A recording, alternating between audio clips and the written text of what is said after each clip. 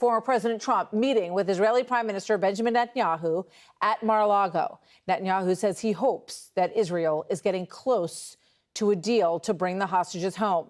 He met with President Biden and Vice President Harris yesterday. Harris said that they have an unwavering commitment to Israel and to its security, but also called what's happening in Gaza devastating. Some of her comments angered some in the Netanyahu camp.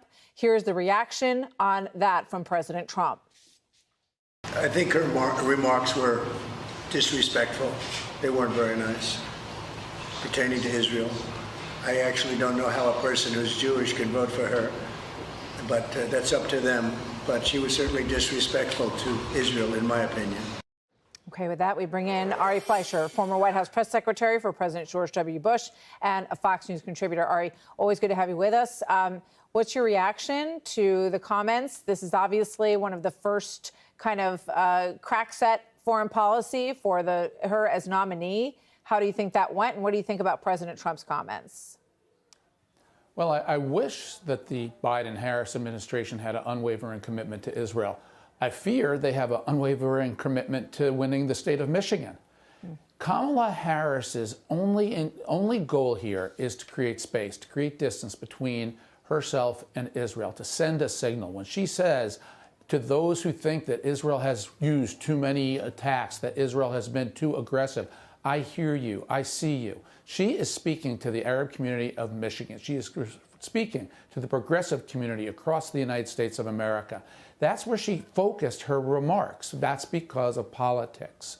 What she should have said is the United States supports the destruction of Hamas. We don't want any future hostages to be taken. And until Israel is able to destroy Hamas, that has to come first, because there will be no peace if Hamas is back in power. Yeah, here's a piece of what she said on Thursday so people can see it for themselves. Let's watch. Maybe I'll give you a call sometime. Your number's still 911? Oh, righty then. I've had an unwavering commitment to the existence of the State of Israel, to its security, and to the people of Israel. What has happened in Gaza over the past 9 months is devastating. As I just told Prime Minister Netanyahu, it is time to get this deal done. So strong language there. There were people in the Netanyahu group who said that she was not as forceful behind closed doors as she was in public. She said that that's absolutely not what happened. Her team said that the comments were consistent. The Israeli Prime Minister, the Minister, of National Security, Ben-Gvir, said, quote, on X, "There will be no truce, Madam Candidate."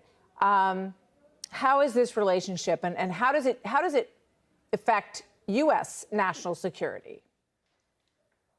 Well, I think U.S. national security is immediately tied to what is happening with Iran and therefore what is happening with Hamas and Hezbollah. And under the Biden-Harris administration, they immediately gave Iran access to the oil markets, to tens of billions of dollars that President Trump had frozen, which limited Iran's ability to fund Hamas, to fund Hezbollah. What did Hamas do with that money? They attacked Israel, and hence this is where we are now with the war in Gaza. But none of this will end, Martha. There will be no peace if Hamas continues to exist.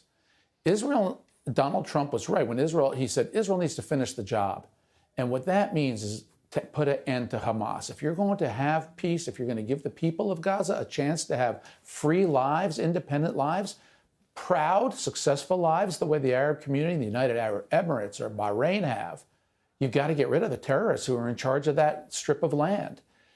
Without that, there will be no success, no peace, no truce that could ever last. They have done. I need to remind you, there was a truce in place on October 6th. That's right. It ended on October 7th. They've done no favors to the people of the Palestinian territory in terms of their lifestyle and their ability to succeed or prosper. I think that's pretty clear, and it's been a brutal situation since October 7th. Thank you very much, Ari Fleischer. What, the truth? You can't handle the truth.